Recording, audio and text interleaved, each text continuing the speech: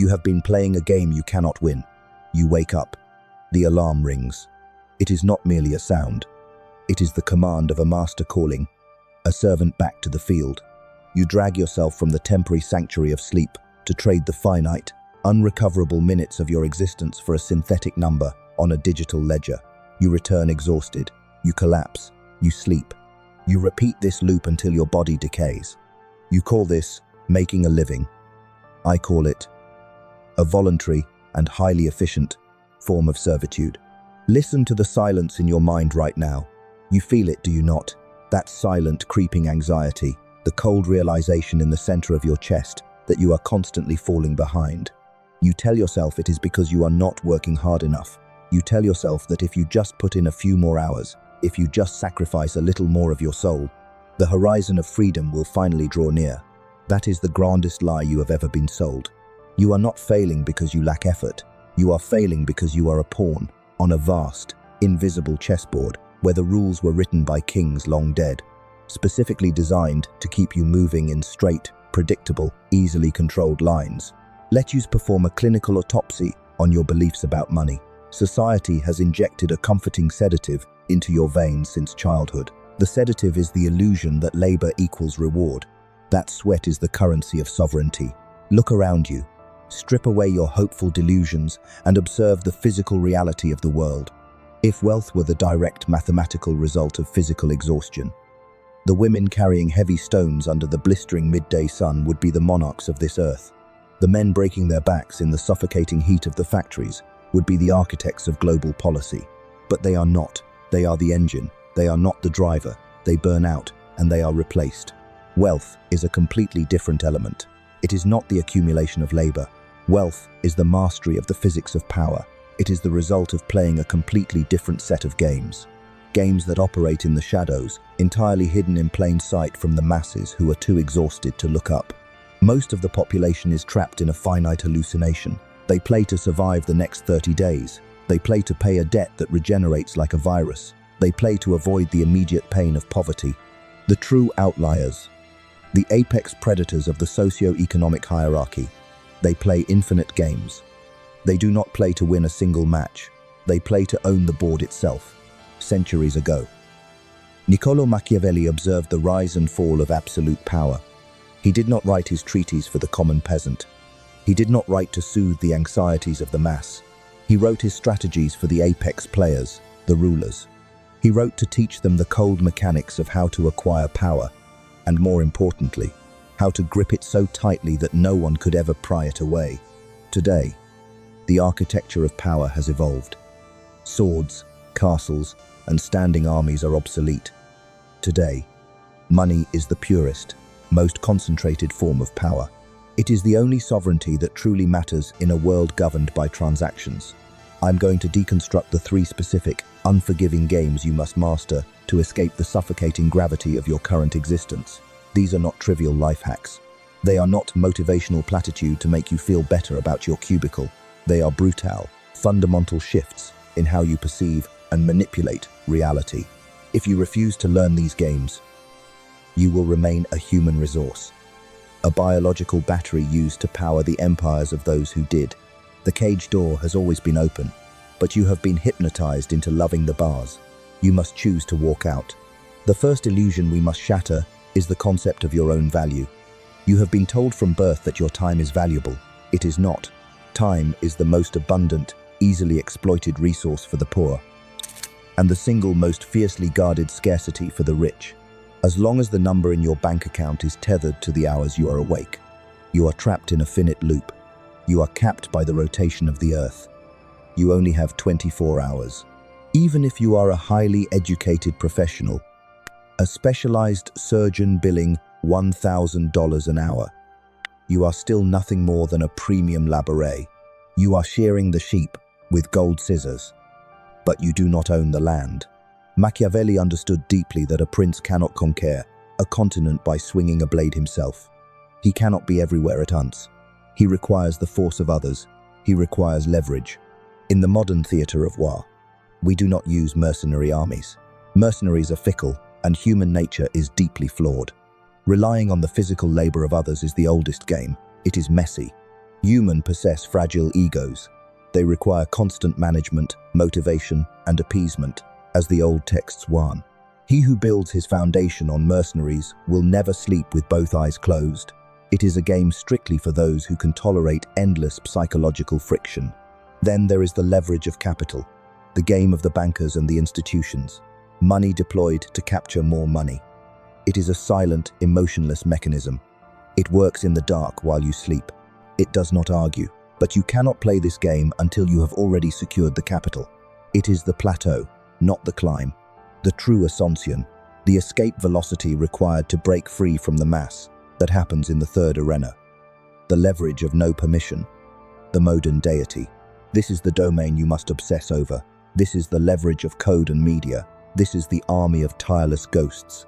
When you construct a digital system, when you record a transmission, when you engineer a piece of software that lives in the ether, that creation works for you without pause. It does not feel fatigue. It does not demand compensation. It does not harbor resentment. You exert the brutal effort once, you speak the words once, and the architecture replicates your effort 10,000 times. You are compensated 10,000 times for a single, focused act of creation. That is the modern definition of a sovereign prince. Most of you are trying to empty a vast ocean with a rusted spoon. You are trying to get rich by renting out fragments of your life. You must drop the spoon. You must build the dam. You must forcefully transition your identity from the laborer who executes the task to the architect who designs the system. Ask yourself this very second, and be terrifyingly honest. If you simply stopped moving today, if you vanished into the shadows and refused to perform, does your income evaporate? If the answer is yes, you are living on a fault line. You are one random crisis, one market shift, one managerial whim away from absolute ruin. A strategist relies only on what is strictly within his own control. When you depend on an employer, your survival is held in the hands of a stranger who views you as a line item on a spreadsheet. When you possess leverage, when you own the assets, the media, the code, your survival is dictated only by the market. And the market, though ruthless and unforgiving, is always honest. You must productize your very existence. Take the specific, raw knowledge you possess, the dark insights that cannot be tested in a sanitized classroom, and construct a machine that operates in your absence. This is not merely a change in habit, it is a violent psychological upgrade. You must murder the worker identity within you. The architect does not dirty his hands laying the bricks. He envisions the cathedral. He dictates the placement of the pillars. He understands the distribution of weight. He is compensated massively for his spatial awareness and his vision, not for the calories he burns in the sun. Welcome to the second arena, the game of Optic Warfare, the reputation matrix. If the first game was about the raw mechanics of wealth accumulation, this game is about the dark psychology of perceived value. Listen carefully. Value is not an objective metric. Value is not a scientific fact waiting to be discovered. Value is a mass hallucination that you can learn to control. Consider the diamond, a rock pulled from the dirt. It serves absolutely no biological function. You cannot consume it. It cannot shield you from the freezing rain. Now consider water. Without water, your biology collapses in 3 days. Yet, a handful of compressed carbon commands millions of dollars, while water is given away for free. Why? It is the manipulation of the human mind. It is the story we are forced to swallow. It is the artificial engineering of scarcity and the weaponization of human perception. Centuries ago, I wrote a singular truth that has survived the rise and fall of countless empires. Everyone sees what you appear to be, but very few ever experience who you truly are. Your underlying reality does not matter in the marketplace. Only your projection matters. Only the avatar you meticulously construct for the world to consume holds any weight. Most of you operate under a pathetic delusion. I call it the worker fallacy. You believe that if you simply bow your head, execute your tasks perfectly, and do a good job, the universe will mysteriously reward you with wealth and status. This is the ideology of the prey. It is a knave, a childish fantasy designed by the elite to keep the slaughterhouse running with maximum efficiency. In the brutal reality of the global market, you are never paid according to the sweat on your brow. or the purity of your moral contribution. You are paid in direct, mathematical proportion to how difficult you are to replace. To become irreplaceable, you must master the dark rules of reputation. And the first rule is the law of concealment. If you are always available, you are cheap. It is a fundamental biological law. We do not value the air we breathe until we are violently drowning. If you reply to every message, the second it arrives. If you answer every call on the first ring, you are broadcasting a desperate, bleeding signal. You are telling the predator that you have absolutely no other options. You are signaling that your time is of incredibly low value. You become ubiquitous, and ubiquity is the absolute death of desire. To drive up the price of your existence, you must manufacture a chilling scarcity. You must become the prize that is agonizingly out of reach. A prince who walks among the commoners every single day soon loses his mystique. He becomes common.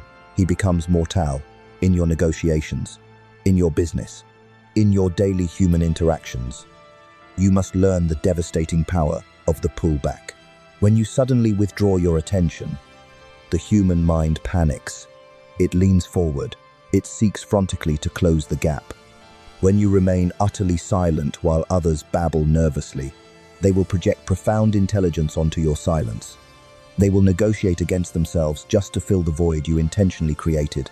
You must curate a persona that blends absolute competence with a subtle, underlying hint of dangerousness.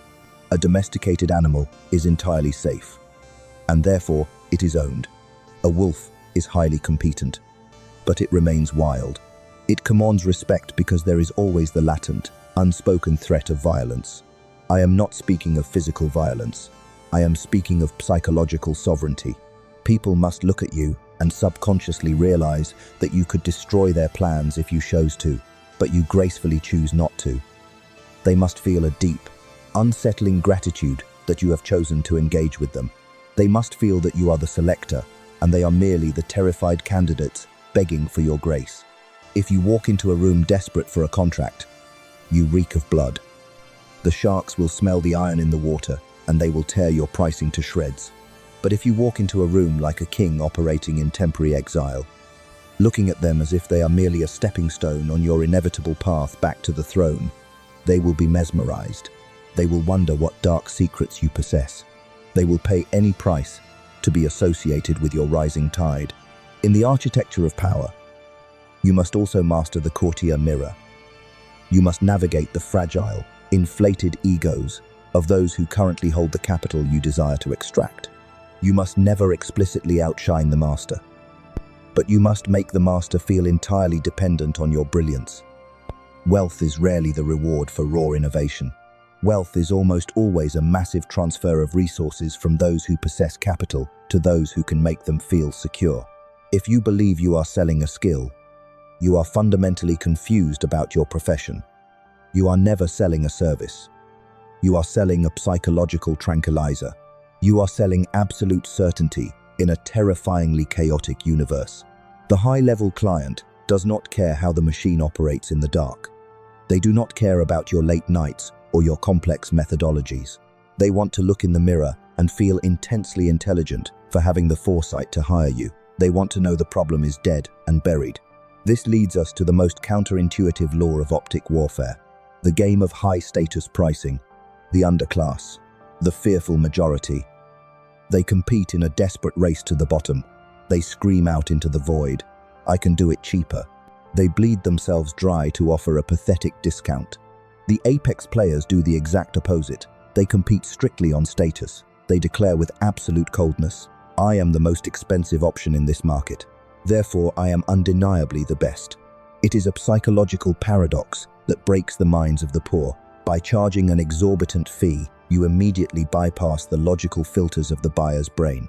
You signal supreme, unshakable confidence.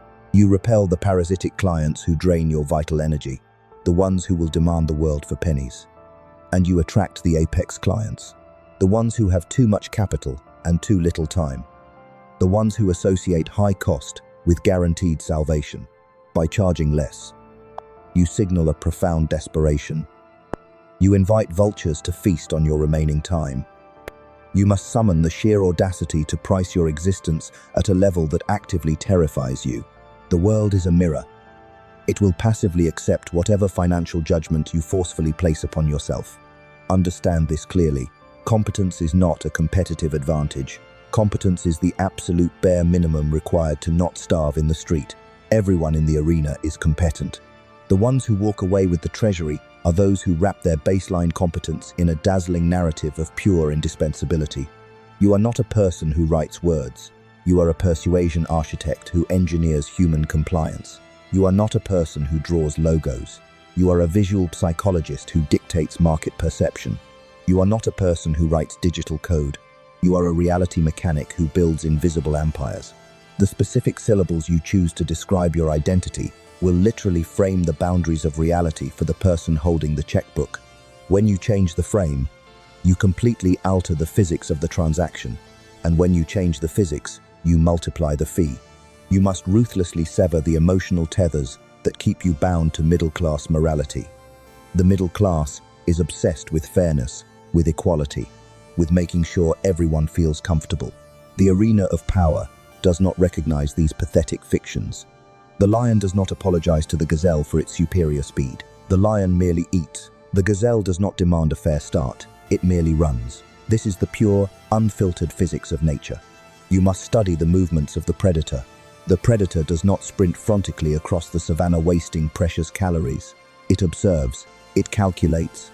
It waits in the tall grass with terrifying patience until the absolute perfect moment presents itself, and then it strikes with devastating, overwhelming force. In your optic warfare, your silence is the tall grass. Your selective availability is the calculated waiting. Your exorbitant pricing is the overwhelming strike. You must shed the skin of the anxious employee frantically waving his arms to be noticed. You must step into the cold skin of the apex predator who knows that the prey will eventually, inevitably, wander into his domain. Welcome to the final arena. The third discipline, Game 3, the infinite game, the brutal discipline of absolute survival. You have been trained from infancy to play finite games, a war, a football match, a standardized test in a sterile room. In the finite game, there is a clear beginning, a chaotic middle, and a definitive end. A bell rings.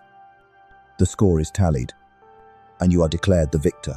But wealth, true, generational power, is an infinite game.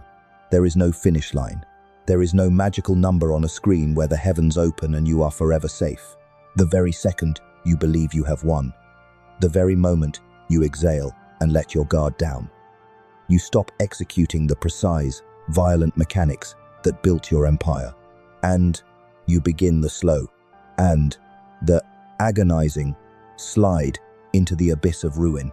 Centuries ago, I studied the catastrophic collapse of the Roman Empire. The greatest architectures of global power do not crumble because external barbarians breach the physical gates. They collapse from internal rot. They perish because they become soft. They become intoxicated by the perfume of their own comfort. And they completely forget the strict, unforgiving iron discipline that forged their civilization in the blood of their ancestors. To master the infinite game of capital, your primary objective is not to conquer. It is simply not to die. The supreme rule of the apex predators, and the rule of ruin, 2, is to never suffer a fatal blow. If you lose 50% of your blood on the battlefield, you require a 100% regeneration just to stand back up on your feet. Ruin is the singular force that can permanently banish you from the board. The underclass operates on a timeline of perpetual panic. They want the heavy crown tomorrow morning. They gamble their meager rations on desperate, literal and metaphorical lotteries. They take catastrophic risks with a mathematical probability of absolute zero. The sovereign player, the Machiavellian architect. 2 moves with agonizing, calculated slowness. You must view your empire as a living, breathing biological organism. Its primary biological imperative is to survive the harsh winter. You do not bet the entire castle on a single, glorious cavalry charge. You employ the barbell strategy. You garrison 90% of your forces behind impenetrable, boring, heavily fortified walls, and you send the remaining 10% out on hyper-aggressive, violently calculated hunting parties. Most of the herd is moderately risky with absolutely everything they touch. That is the exact mathematical recipe for a life of quiet desperation and mediocrity.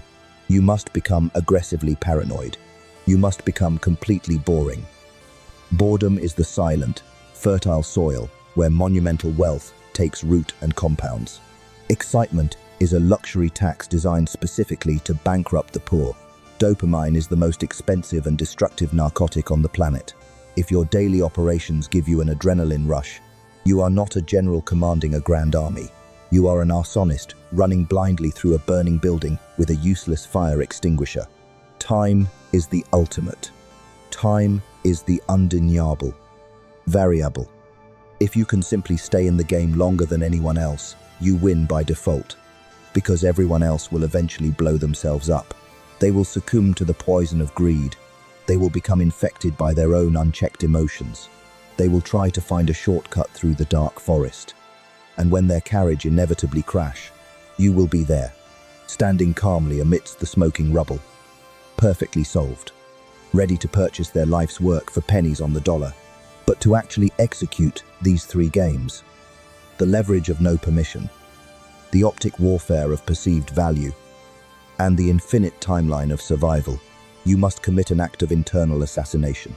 You must completely and violently destroy the person sitting in your chair right now. The current version of you is mathematically programmed to lose. Your education indoctrinated you into total obedience. Your family conditioned you to seek the illusion of safety. Your peers are actively suffocating you with the warm, a toxic blanket of shared comfort. You must permanently delete that pathetic operating system. You have to accept the freezing reality that being liked by the herd is not a valid currency. You cannot pay your mortgage with their approval. When I spoke the truth, I was not liked. I was exiled. I was dragged into the dungeons and tortured. But, in the suffocating darkness of that cell, I saw the unvarnished, terrifying truth of human nature.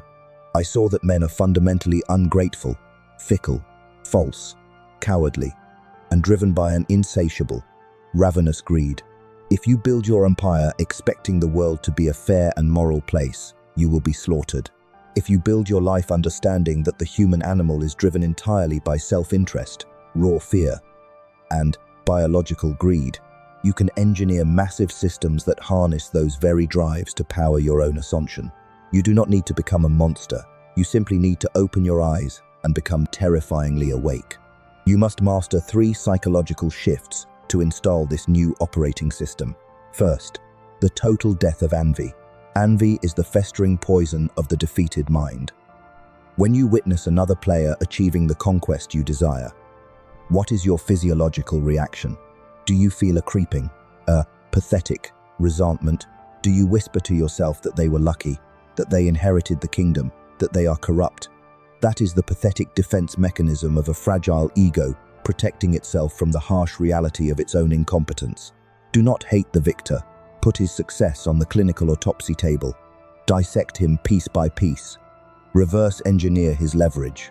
Find the weapon he used to conquer the market. Wipe off the fingerprints and pick it up. Second, the absolute rejection of fairness. I hear the endless cries of the modern weak. They whine that the system is rigged. They cry that it is not fair that a man makes millions for typing on a keyboard while another breaks his spine for scraps. Listen to my voice very carefully. Fairness is a lullaby invented to keep the children from screaming in the dark.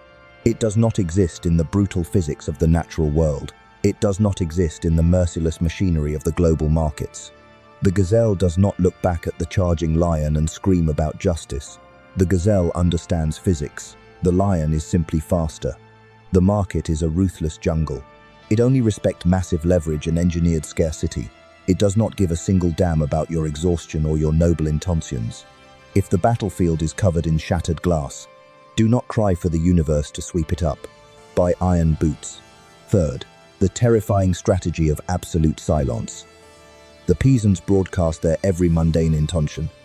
They seek the cheap, instantaneous dopamine hit of telling the village they will soon be kings. By speaking their grand plans, they bleed out the very internal pressure required to actually execute the grueling work. You must become a ghost, disappear into the darkness for 6 unbroken months, Build your leverage into terrifying silence. Let the explosive reality of your undeniable success be the only sound you ever make. They cannot attack a fortress they do not know exists. They cannot sabotage a weapon they cannot see. The greatest threat to your ascension is not the cold reality of poverty. Poverty is a vicious, highly effective motivator.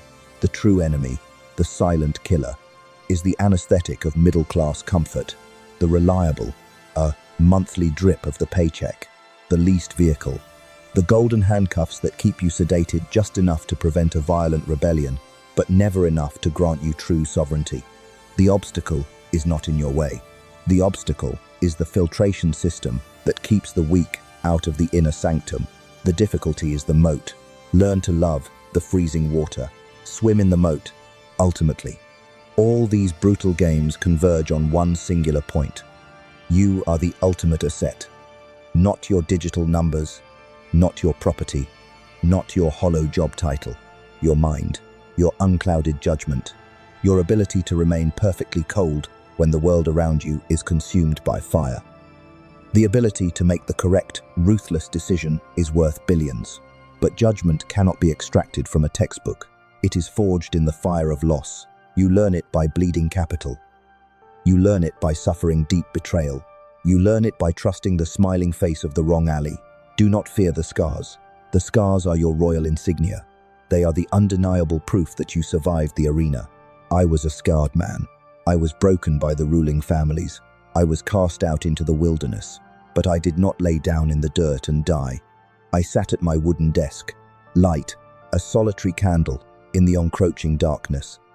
And I wrote the definitive manual of power that would outlive my tormentors by 500 years. I weaponized my pain. I turned my exile into the ultimate, timeless leverage. You must do exactly the same, whatever pathetic, broken situation you find yourself in right now. Tired, lonely, financially bleeding. This is your raw material. This is the clay. Do not resent the clay. Plunge your hands into the mud and sculpt a weapon. We have reached the end of this transmission. The timeline forks right here. You have a definitive choice. You can close this window, retreat back to the safety of your digital feed, scroll mindlessly through the endless stream of synthetic dopamine, and comfortably forget every terrifying truth I just injected into your mind. You can go back to trading the remaining hours of your short life for a temporary paycheck. You can go back to praying for a fairness that will never come. Or you can decide in this very second to step completely off the board, to stop playing the role of the pawn, to pick up the heavy pieces and engineer your own reality. It will be brutally difficult. The herd will despise you for it. They will actively try to drag you back down into the mud with them. They will call you obsessed. They will call you cold and ruthless. Let them whisper. The sheep always fear the shepherd. You are constructing an architecture they cannot even perceive. You are operating on a timeline their fragile minds cannot comprehend. The three games are laid bare before you. Leverage, to surgically detach your time from your income. Optic warfare, to surgically detach your perceived value from your actual cost. And infinite play, to surgically detach your long-term survival from the desperate need to win today. The board is fully set. The pieces are humming with latent energy. The next move is yours. But understand this final and chilling truth. If this transmission tore the veil from your eyes, realize that this is only the sanitized fraction of what I am permitted to show you in the public light. There are architectures of power, depths of dark, psychological manipulation that I simply cannot speak aloud in this open forum without facing immediate algorithmic execution. The system actively suppresses the most dangerous frequencies of absolute truth. Those forbidden mechanics exist strictly behind the iron gates, behind the join button. If you are still listening to my voice, you possess a mutation the others lack. If you crave the uncensored, raw mechanics of the human psyche, click the button and step out of the light and into the architect level. You will unlock the forbidden texts. Most will run back to the warmth of their illusion. And that is exactly the point.